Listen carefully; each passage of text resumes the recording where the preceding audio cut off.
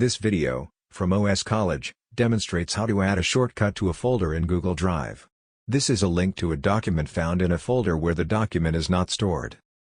For example, this fictitious company spreadsheet is stored in the Spreadsheets Fake Company folder, but I want a link to it to be in the main Fake Company favorites. So I don't have to go through several levels of folders to get to Spreadsheets Fake.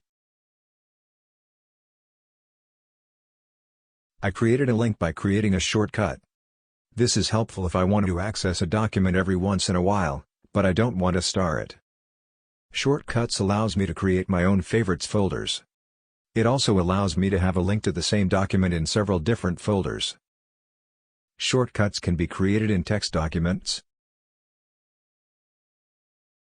spreadsheets, and presentations. Click File in any one of these applications. Then click Add Shortcut to Drive. A dialog launches that allows you to select a folder in Drive. I will place the shortcut for this document about road bikes and cycling favorites. Double-click folders to access them.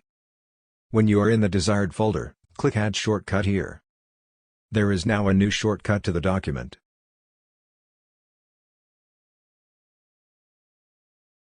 The video, from OS College, showed how to create a shortcut for a Google document that is stored in one folder in Google Drive and place it in a different folder. A shortcut can be placed in multiple folders. A shortcut can be created in a text document, spreadsheet, and a presentation. The video is on the OS College YouTube channel, its Facebook page, and MeWe page. For those watching on YouTube, click the subscribe and like icons to receive notifications about new videos about various apps. The video is also on the shortcut page for Google Office on oscollege.com. Thank you for watching.